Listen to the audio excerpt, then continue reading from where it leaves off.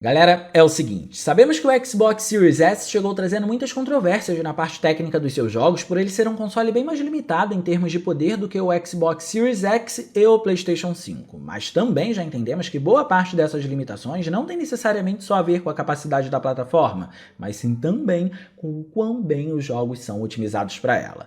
A verdade é que o console de custo-benefício da Microsoft é o que podemos chamar de desafio geracional para os desenvolvedores. Ele parece ter o que precisa para atingir o que se propõe a fazer, mas no ato do desenvolvimento de algum jogo, pelo seu poder ser contado bem o suficiente para não deixar sobras, as produtoras precisam entender o que elas vão entregar numa plataforma que não tem todas as responsabilidades que as mais fortes têm.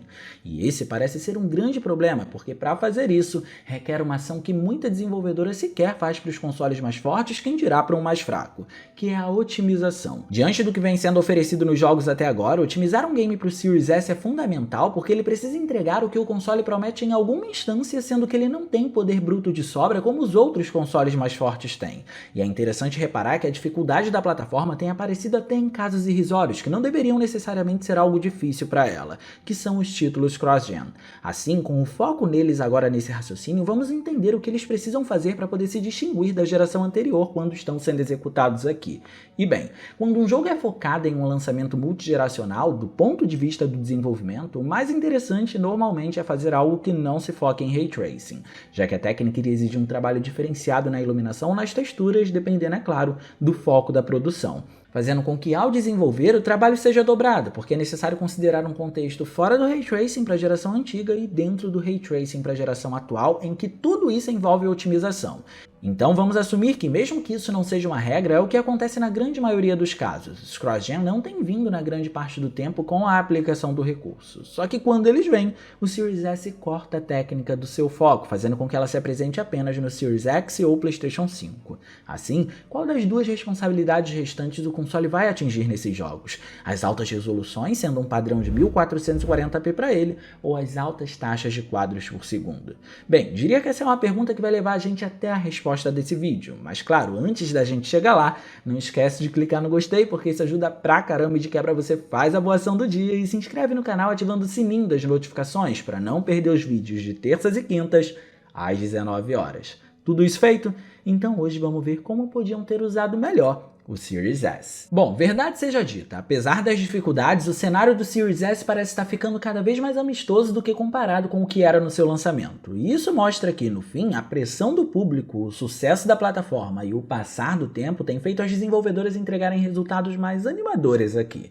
E como já dissemos, é tudo uma questão de otimização. E quero trabalhar esses elementos antes de chegar até o objetivo final desse vídeo para que vocês entendam não apenas o avanço que nós já tivemos, como também o que poderia ser uma solução em alguns casos. Olhando para os cross-gen, então, nós já tivemos Control, que por sua vez é um jogo exuberante tecnicamente, exibindo recursos de reflexos bastante revolucionários para a geração anterior, um sistema de física consistente e extremamente exagerado, no melhor sentido da palavra, e muita qualidade nos efeitos que utilizam texturas para criar elementos visuais na tela, que se consolidam até como uma certa identidade visual do game, fazendo com que seja importante esses elementos serem bem trabalhados. E citei tudo isso para dizer algumas coisas. A primeira, na geração anterior o jogo se focava em 30 quadros por segundo. A segunda é que até as versões aprimoradas dos consoles da 8ª geração não davam conta de segurar ele nessa performance. E a terceira é que existiu uma diferença gritante quando comparado aos PCs visualmente falando. Isso se deve em especial pela ausência do Ray Tracing nas plataformas de mesa. Assim, a pergunta que fica é, qual desses problemas o Series S iria resolver com seu patch de atualização Next Gen? E isso é algo que a gente sempre fala, o Series S não veio para dar conta de tudo ao mesmo tempo. Ao desenvolver para ele, o time de desenvolvimento precisa ser estritamente seletivo. E selecionaram a performance aqui. O game não entrega Ray Tracing e traz um 1080p em que existe uma técnica de reconstrução baseada na resolução nativa de 900p, mas como resultado, temos os 60 quadros por segundo que são bastante estáveis e eliminam o problema apresentado pela geração anterior de instabilidade. E esse foi um excelente equilíbrio para poder entregar um bom resultado que eu diria estar se focando em distinguir o jogo entre as gerações, entendendo como o Series S opera. Além disso, temos temos mais um exemplo que até se afasta um pouco do nosso raciocínio atual, mas serve para exemplificar que a plataforma é boa o suficiente, mas precisa de otimização.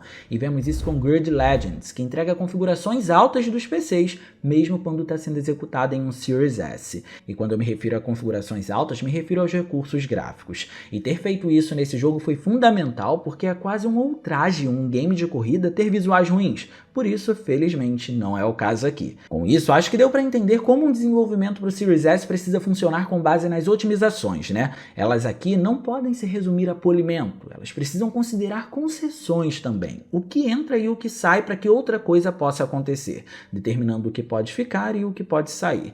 E é assim que chegamos no título Sniper Elite 5, uma franquia que vem se tornando cada vez mais popular e já teve outros feitos interessantes em demais consoles, que podem vir a aparecer aqui inclusive. Mas a quinta entrada da franquia fez algumas mudanças substanciais e algumas delas não só não beneficiaram o Series S, como também não beneficiaram todas as demais plataformas em que ela se insere. E para falar dele, involuntariamente a gente vai precisar usar outras versões, assim como algumas vezes comparar com o jogo anterior, só para a gente ter dimensão do quanto o uso da plataforma evoluiu, aonde poderiam ter feito melhor e o quanto isso custou. Mas vamos lá. Primeiro de tudo, esse é um jogo cross-gen, só que na geração antiga seu padrão é de 30 quadros por segundo na performance. Guardem essa informação. Seguindo, vamos dar uma olhada no que graficamente Sniper Elite 5 faz na sua apresentação para poder acharmos qual é o seu problema. O game tem uma pegada de sandbox na abordagem das missões. Basicamente a gente encontra um cenário extremamente amplo com múltiplas abordagens e uma não linearidade na conclusão dos objetivos, algo que inclusive, olhando desse parâmetro, remete aos games da franquia Hitman em alguns aspectos. E devo dizer que ter um cenário amplo, por si só, já pode apresentar um problema na hora de renderizar o número de elementos exigindo memória de vídeo, sendo essa uma dificuldade do Series S inclusive, ou até na inteligência artificial dos inimigos que faz uso do processador da plataforma. Mas, se os consoles da geração anterior dão conta, por que aqui não veríamos isso acontecer, não é mesmo? Assim, é inevitável falar do quão bem as texturas se apresentam nesse título. Comparar com o game anterior mostra um salto absurdo nesse quesito. Aqui encontramos todas elas em alta definição, mesmo considerando o tamanho do mapa, que por vezes ainda apresenta florestas com uma alta densidade na vegetação. E isso é acompanhado de um alto nível no acabamento da geometria e um tessellation incrível na hora de dar profundidade a ela, que consequentemente gera esse efeito em todos os locais que você explora. Esse salto absurdo e todo esse resultado, na verdade, teve seu pontapé quando os desenvolvedores trouxeram a fotogrametria para a Azura Engine, que é o motor gráfico do jogo.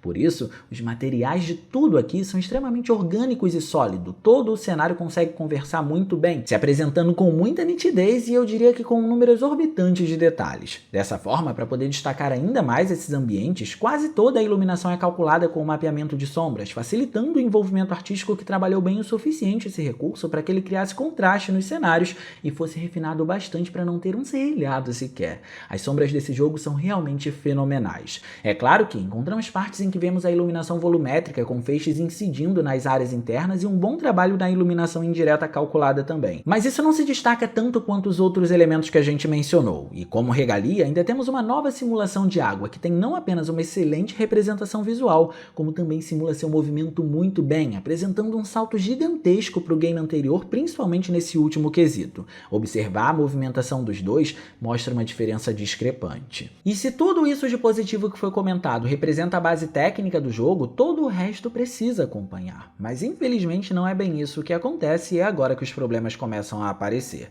Quero mostrar os problemas inclusive para evidenciar que o jogo, além de ser cross-gen, não apresenta uma lacuna visual forte o suficiente para se distinguir de uma geração para outra, e mesmo assim, os problemas que estão no Series S vão estar em qualquer outra plataforma, porém com intensidades diferentes de acordo com a sua força.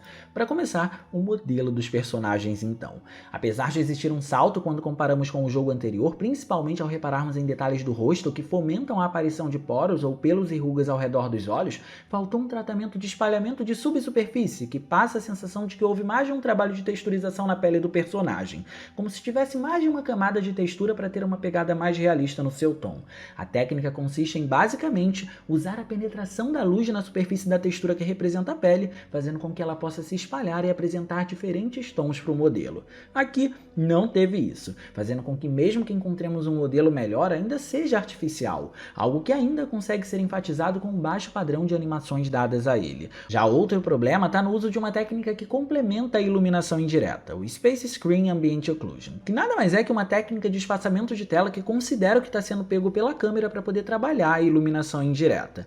Aqui o recurso não foi bem utilizado e faz com que o personagem nos ambientes internos fique com uma áurea preta, assim como os objetos recebam a influência de uma luz de forma nada orgânica, o que não estraga o visual, mas passa longe do que deveria ser. Então vocês já entenderam que é um jogo visualmente bonito, mas não tem nada de revolucionário e ainda apresenta problemas em qualquer geração e em qualquer plataforma. Só que o pingo do i está no anti-serrilhamento, que nos leva a falar do tema do vídeo. Sniper Elite 5 usa uma técnica de anti-serrilhamento baseada num sistema de luz de pós-processamento, e os resultados em qualquer console não são bons. A técnica usa um upscaling para poder aumentar o padrão da resolução, mas sua forma de fazer isso não é eficaz nem nos consoles mais poderosos. No Series X, por exemplo, temos uma variação de resolução dinâmica que vai de 1440p até o 4K, e mesmo assim ainda temos bastante serrilhados no chão, no personagem e principalmente em partes que têm uma densidade alta no sistema de folhagem. E aí a gente chega no Series S com um cenário mais grave, porque ele usa 3 padrões na resolução dinâmica. Ele tem um mínimo de 864p, o comum de 1080p e o máximo de 1440p. E qual o problema? Basicamente o jogo tem mais dificuldade na performance em alguns trechos aqui. Não que nos outros consoles isso não exista, porque existe, mas no Series S está mais persistente. E a solução aqui seria nessas partes pontuais ter uma resolução dinâmica mais agressiva, só que visualmente isso não foi possível. Trazer uma resolução ainda mais agressiva iria atrapalhar o desempenho gráfico do game, porque o anti-serrilhamento aqui não faz absolutamente nada do que deveria ser feito. Se existem problemas desse tipo aparentes até no Series X, consequentemente iriam ter muito mais no seu irmão mais fraco, por conta do seu baixo padrão de resolução comparativamente falando. Então, pela má escolha do anti-serrilhamento, a gente pode concluir que o jogo ficou com 2 problemas. E são eles: a inconsistência na imagem por conta do alto número de serrilhados em função da baixa resolução com uma técnica ineficaz, e a inconsistência na taxa de quadros por segundo, que em trechos muito abertos ou muito densos não consegue se manter em 60 quadros por segundo. Tudo isso poderia ter sido resolvido com uma técnica de suavização que fosse mais competente e de maior qualidade, como uma temporal, por exemplo, que é bastante usada pelos desenvolvedores pelo seu custo-benefício. Isso iria trazer consistência em todas as versões, assim como também resolveria todos os problemas do Series S com esse jogo. E a gente percebe que é um jogo problemático porque ele não tem problemas só na plataforma de custo-benefício, ele tem problemas em todas as plataformas. Mas precisamos dar mérito ao game também, afinal ele cumpre a sua obrigação com o foco voltado para os 60 quadros por segundo e almeja picos bem altos na sua resolução fazendo isso. Sabemos que são demandas completamente diferentes, mas Cyberpunk almeja 1440p apenas com 30 quadros por segundo. Então mérito para o Sniper Elite 5 nesse quesito, porque mesmo tendo inconsistência por não ter usado o melhor do Series S, ele não subestima a plataforma, ele apenas não usou a melhor técnica para poder se desempenhar nela. De qualquer forma, parece que o cenário está melhorando e isso me deixa otimista. E você, o que você acha? Quais são as suas expectativas para o Series S? É só uma questão de tempo até os desenvolvedores se acostumarem com a plataforma? Deixa aí no campo dos comentários que eu quero ler a sua opinião, beleza? E no mais, eu vou ficando por aqui. Eu espero muito que vocês tenham gostado desse vídeo. Se vocês gostaram, não se esqueçam de clicar no gostei, porque isso ajuda pra caramba e de quebra você faz a boa ação do dia. E se inscreve no canal ativando o sininho das notificações para não perder os vídeos de terças e quintas às 19 horas. Minhas redes sociais vão estar aparecendo por aqui se vocês quiserem trocar uma ideia, sou todo ouvidos. Era isso, um grande abraço e a gente vai se ver na próxima.